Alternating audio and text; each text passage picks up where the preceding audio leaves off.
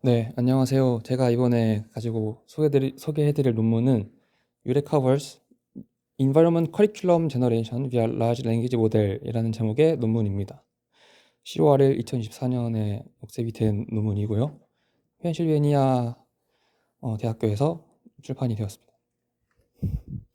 목차는 논문의 순서를 따라가도록 하겠습니다.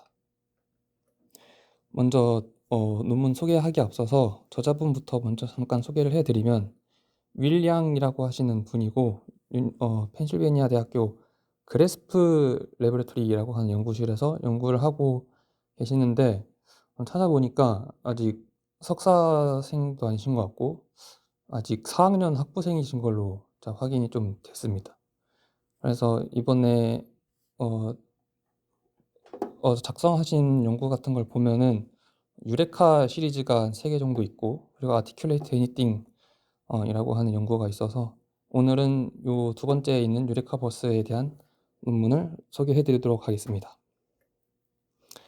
네, 먼저 강화학습에 대한 설명을 해 드리려고 하는데 강화학습은 실세계에서 로봇을 사용하기 위해서 그 로봇이 어떻게 움직여야 하는지 이런 로봇의 정책이 필요합니다. 그래서 정책이라고 하는 것은 로봇이 어떤 주변 환경에 대한 스테이트를 받았을 때 그 현재 상태에서 어떻게 행동하는 게 가장 좋은 행동이다 이런 것을 좀 판단할 수 있는 알고리즘을 폴리시라고 하고 이를 학습을 하는 게 이제 강화학습의 어떤 핵심인데 강화학습이 어떻게 이루어지는지 수식으로 잠깐만 살펴보면 위쪽에 있는 수식으로 좀 간단히 얘기를 할 수가 있습니다.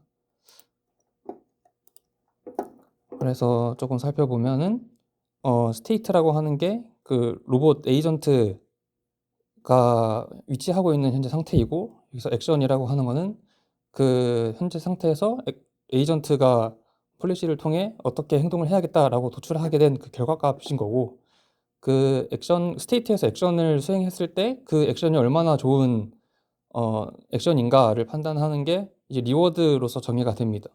그래서 그 리워드의 값을 기대값으로 계산을 했을 때 그 리워드의 기대값이 가장 큰 방향으로 폴리시를 학습을 하게 되는 것이 강화학습의 목표고 그렇게 동작을 하게 됩니다. 그래서 이 강화학습에는 중요한 요소들이 몇 가지가 있는데 그중에 유레카버스는 이름에서도 알 수 있겠다시피 그 환경에 대한 요소를 좀 중점적으로 생각을 해서 연구를 진행을 하고 있습니다. 그래서 여기서 에이전트의 폴리시가 스테이트를 입력으로 해서 액션을 아웃풋으로 한다고 했었는데 요즘 같은 경우에는 그것을 이제 폴리시를 뉴럴 네트워크로 구성을 해서 스테이트를 입력으로 받았을 때 액션을 출력할 수 있는 그런 뉴럴 네트워크를 구성을 해서 학습을 시키고 여기서 좀 중요한 점이 뉴럴 네트워크의 특성상 학습된 데이터에 대해서는 잘 동작을 하는데 그렇지 않은 환경에 놓여 있을 때 그 네트워크가 잘 동작하지 않는 그런 문제가 있습니다. 그래서 그것을 이제 오버피팅이라고 생각을 할 수가 있는데 그 오버피팅을 피하기 위해서는 결국에는 네트워크가 다양한 환경들을 좀 경험을 해서 그거에 대한 적합한 액션을 어떻게 도출해야 되는지를 학습하는 게 굉장히 중요합니다. 어, 그리고 이와 좀 다른 측면에서 살펴보면 복잡한 태스크를 로봇에게 학습을 시킬 때 사람도 마찬가지지만 어떤 특정한 조금 더 쉬운 단계에서부터 시작해서 조금 더 복잡한 태스크로 향하는 그런 커리큘럼을 정해서 조금씩 점진적으로 어려운 태스크를 학습을 하는 게 효과가 있다는 것이 어느 정도 알려지고 있습니다.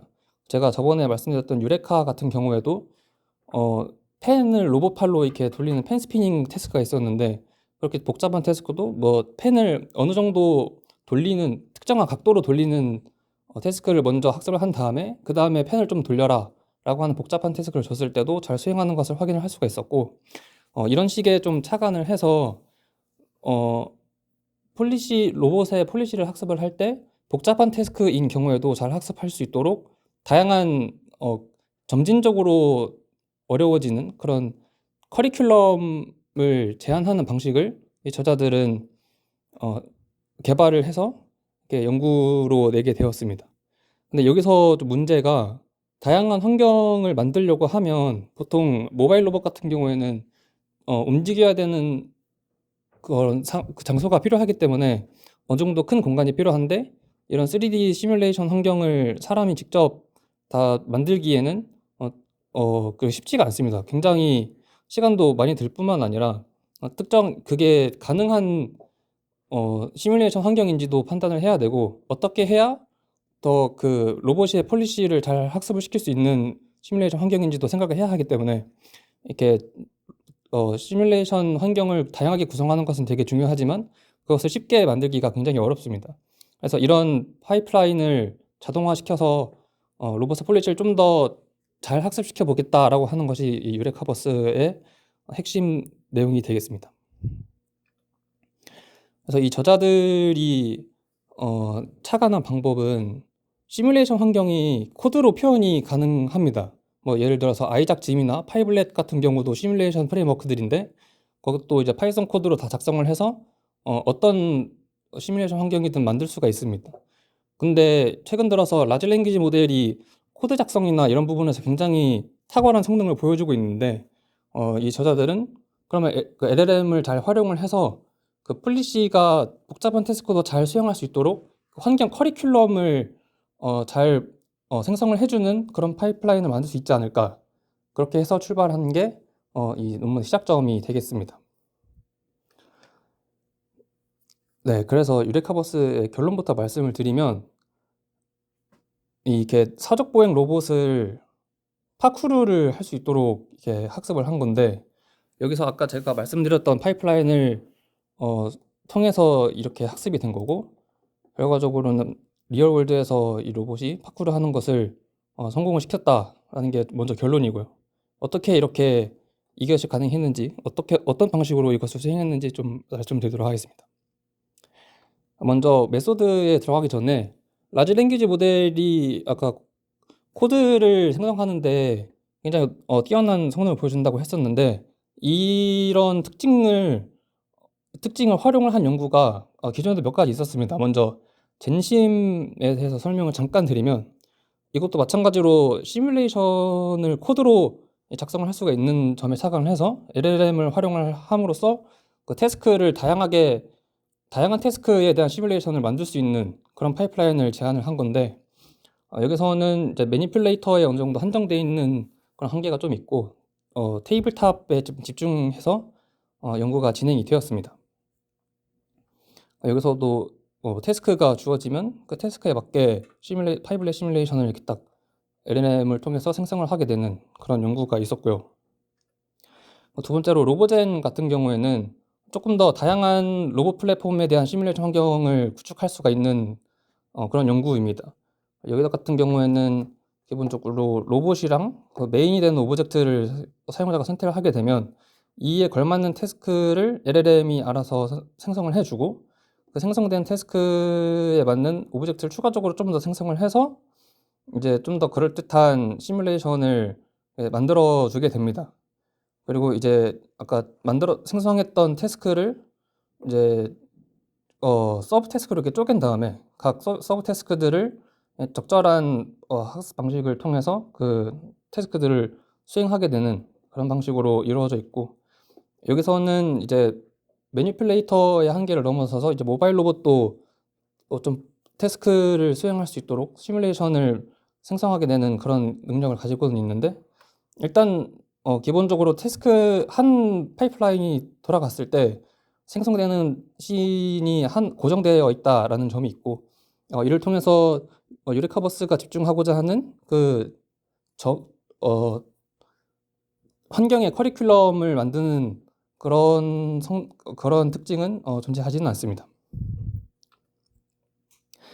네, 그래서 유레카버스의 파이프라인에 대한 간단한 설명을 먼저 전체적으로 드리면은 크게 두 가지 단계로 이루어져 있습니다. 첫 번째로 초기 환경을 설정을 하는 방식인데 여기서는 이니셜 프롬프트를 LLM에게 제공을 해서 그에 맞는 초기 시뮬레이션 환경을 만들어내고요. 그리고 두 번째가 이제 좀 핵심이라고 볼 수가 있는데 여기서 이제 에이전트가 아까 강학습에서 말했던 폴리시에 어느 정도 해당한다고 볼 수가 있고 그리고 environment 폴리시를 제대로 학습하기 위해서 이 environment를 점진적으로 개선해 나가는 그 환경 커리큘럼을 제안하는 방식이기 때문에 어느 하나만 이렇게 계속 그 발전을 하는 것이 아니고 이 둘이 번갈아 가면서 점진적으로 에이전트가 어느 정도 학습이 되면 environment를 조금 더 어렵게 만들고 그렇게 어려운 environment에서 에이전트를 다시 학습을 한 다음에 다시 또 environment를 좀 더 어렵게 만들고 하는 방식으로 최종적으로는 좀 어려운 복잡한 태스크를 에이전트가 폴리시가 학습이 되도록 그렇게 진행이 되게 됩니다. 네, 그래서 이 유레카버스에서 수식으로 좀 정리를 할 수 있는 부분이 이렇게 간단할 것 같아서 좀 가지고 와봤는데요. 먼저 이 LLM을 통해서 코드로 표현이 되는 그 environment를 생성을 해내는 거기 때문에 여기 세타라고 하는 게 이제 코드로 생성된 시뮬레이션이라고 생각을 하시면 될 것 같고 이 람다라고 하는 게 이 인컨텍스트 시뮬레이션, 그러니까 예시가 되겠죠. 예시 시뮬레이션을 바탕으로 새로운 시뮬레이션을 이렇게 만들어내는 그런 식이라고 보시면 될 것 같습니다. 그래서 궁극적으로 하고자 하는 것은 처음에 굉장히 쉬운 인바이러먼트부터 시작을 해서 폴리시가 학습을 됨에 따라서 점차 조금 어려운 환경이 될 수 있도록 그런 식으로 LLM의 능력을 잘 활용하는 것이 목표가 되겠습니다. 네, 그래서 아까 이 첫 번째 이니셜 인바이러먼트 제너레이션에 대해서 설명을 해드리겠습니다. 먼저 이 LLM에게 인컨텍스트 시뮬레이션을 넣어준다고 했었는데 여기서 보시는 것처럼 위에는 이제 LLM에게 주는 시스템 프롬프트고요. 시스템 프롬프트가 하는 거는 잘 아시겠지만은 LLM에게 역할을 어떤 부여를 해주고 어떻게 하면 된다 이런 식으로 좀 인스트럭션을 주는 과정이 되겠고 인컨텍스트 이그젬플 같은 경우에는 이제 시뮬레이션을 코드로 작성을 하게 되는데 그 시뮬레이션 코드가 어떻게 생겼고 이런 것들을 좀 제공하는 의미가 있습니다. 그래서 LLM은 이런 정보들을 바탕으로 이제 시스템 프롬프트에 인컨텍스트 이그젬플과는 좀 다르게 구성을 해달라는 문구가 들어있는데 이런 걸 바탕으로 해서 좀 다른 시뮬레이션을 이제 작성을 해주게 되는 그런 방식이 되겠습니다. 그렇게 해서 생성된 인바이러먼트를 좀 렌더링을 해보면은 이런 식으로 파쿠르에 대한 태스크가 중심이기 때문에 뭐 요철 같은 게 이렇게 있고 경사면 같은 것도 있고 해서 이런 식으로 시뮬레이션 환경을 LLM을 통해서 얻어내는 것을 이니셜 제너레이션, 인바이러먼트 제너레이션에서 먼저 수행을 합니다. 네, 그 다음에 이제 유레카버스의 핵심이라고 할 수 있는 부분에 대해서 설명을 해드릴 텐데요. 여기서 아까 말씀드렸던 것처럼 폴리시랑 인바이러먼트의 이볼루션, 그러니까 둘이 같이 개선이 되는 그런 방식이 여기서 이루어집니다.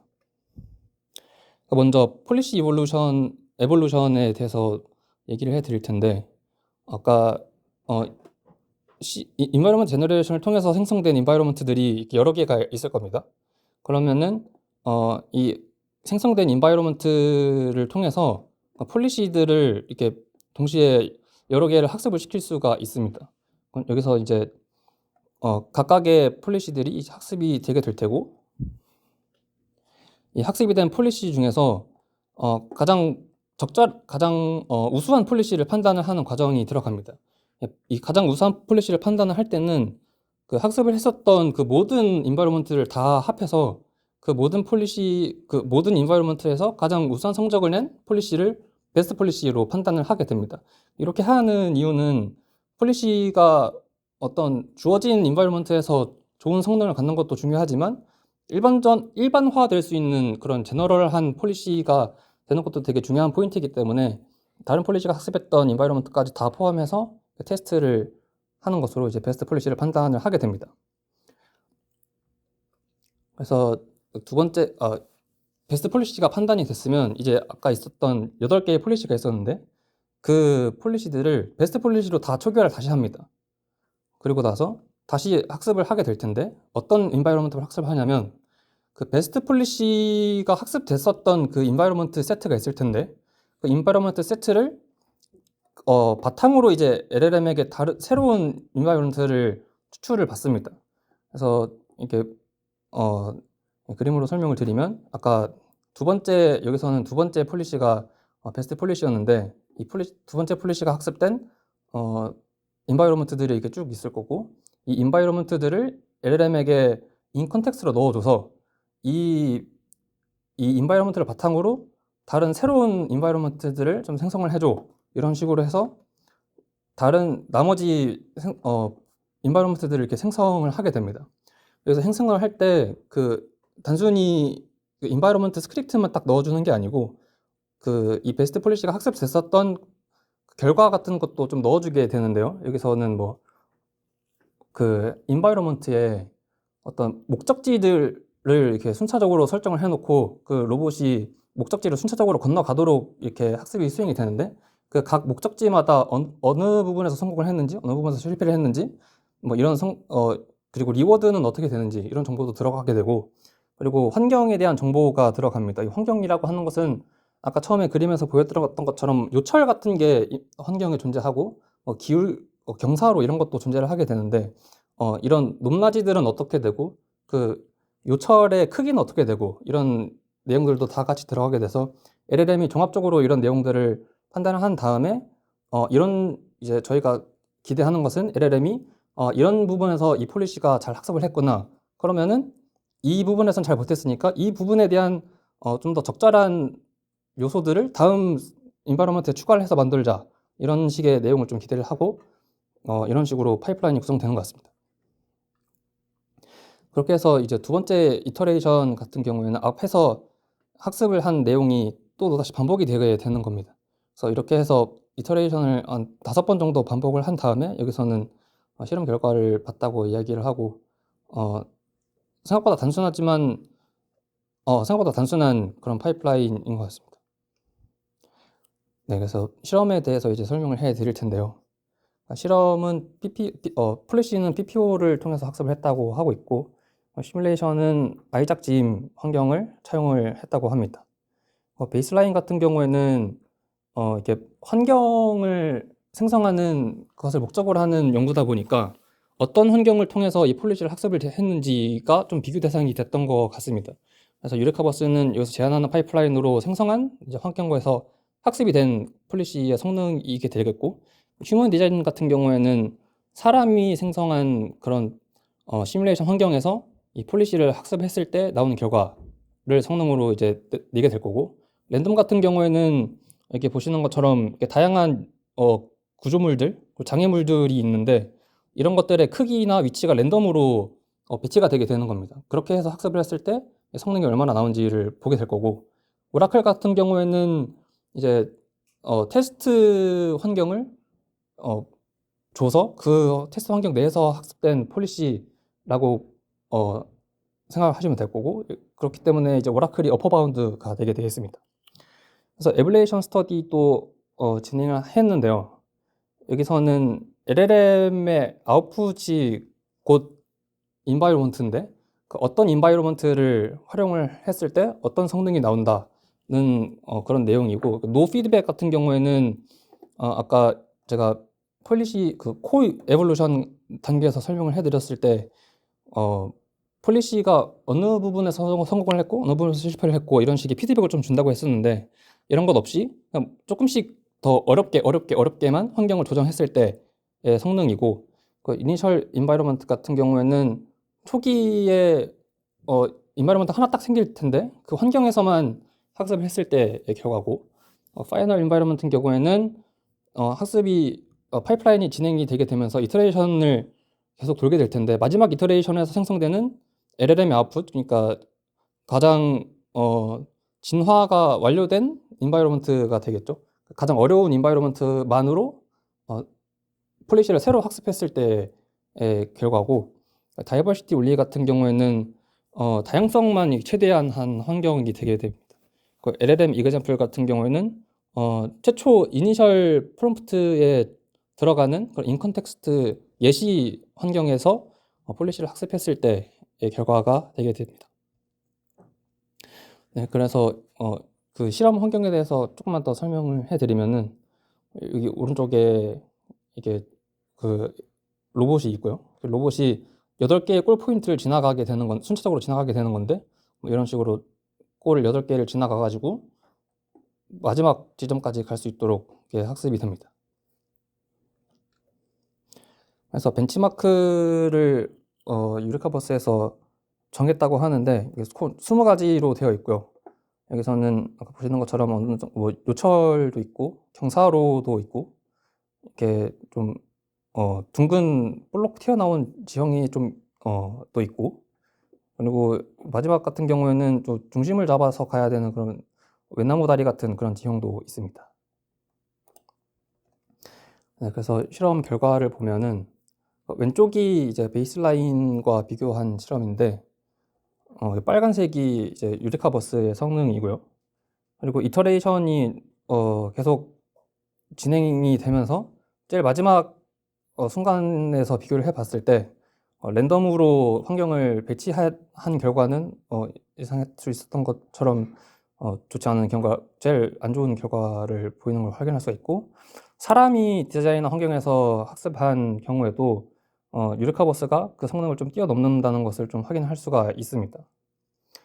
그리고 오른쪽 같은 경우에는 아까 말씀드렸던 것처럼 에벌레이션 스터디에 대한 결과인데 그 LLM에게 피드백을 잘 주고, 그리고 점차적으로 커리큘럼을 따라서 학습을 수행을 했을 때 가장 좋은 최종 성과를 얻을 수가 있다는 것을 좀 확인할 수가 있습니다.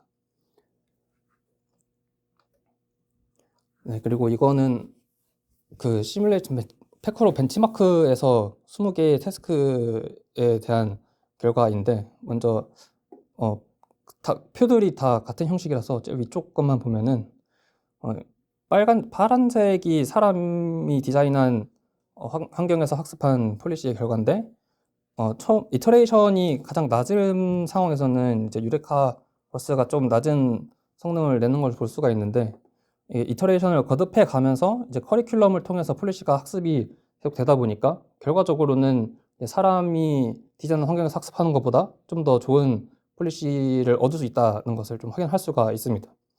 그래서 다른 표들도 보시면은 다른 태스크에서도 유레카 버스가 파란색인 휴먼 디자인인 그런 결과들보다 좀 더 좋은 결과를 내는 것을 확인할 수가 있습니다. 네, 그리고 이제 실제 리얼월드에서 실험을 수행을 한 건데, 여기서는 4가지 태스크에 대해서 실험을 진행을 했습니다. 여기서 이 표의 X축 같은 경우는 난이도라고 생각을 하시면 됩니다. 그래서 여기 첫 번째 표 같은 경우에는 이 박스를 올라가는 태스크인데, 여기서 박스 하이트가 높아지면은 이 로봇이 올라가기가 힘들겠죠. 그래서 올라갈수록 석스렛이 좀 낮아지는 건 그런 경향을 볼 수가 있고, 각 모든 태스크에 대해서 마찬가지로 유레카 버스로 학습한 폴리시가 리얼월드에서도 좀 더 잘 된다라는 것을 확인할 수가 있습니다. 여기 점선 같은 경우에는 이 로봇이 올라가다가 모터에 과부하가 걸려서 실험에 좀 실패를 해서 좀 이렇게 됐다라고 표시를 했다고 합니다.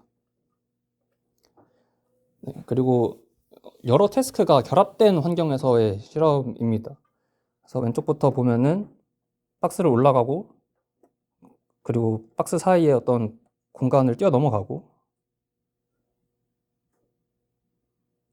그리고 요가볼까지 건너가는 그런 태스크가 되겠고요. 두 번째 같은 경우에는 어떤 갭을 점프를 한 다음에 경사진 부분에서 이렇게 내려가는 부분에서 착지를 하게 되는 그런 환경이었고, 세 번째는 점프를 3번 한 뒤에 경사진 부분으로 착지를 하게 되는 그런 상황입니다. 마지막은 뭐가 막 날아오는 것을 다 극복을 하고 이렇게 갑자기 코스가 바뀌어도 잘 움직이도록 하는 그런 태스크가 되겠습니다. 이런 상황에서도 잘 되는 것을 보여주고 있습니다. 네, 이렇게 결론을 내자면은 유레카버스는 이 환경을 커리큘럼을 통해서 폴리시가 되게 복잡한 태스크를 학습할 수 있도록 LLM을 활용을 한 그런 연구가 되겠고요. 그리고 이 효과적인 환경이 생성된다는 것을 시뮬레이션이랑 리얼월드 실험에서 확인을 했습니다. 그리고 아까도 말씀을 드렸지만은 유레카버스로 학습된 파쿠르 폴리시가 단순히 잘 된다를 넘어서 사람이 만든 시뮬레이션에서 학습한 폴리시보다 조금 더 좋은 성능을 내는 것을 저희가 또 확인을 할 수가 있었습니다. 네, 이상으로 발표 마치겠습니다. 감사합니다.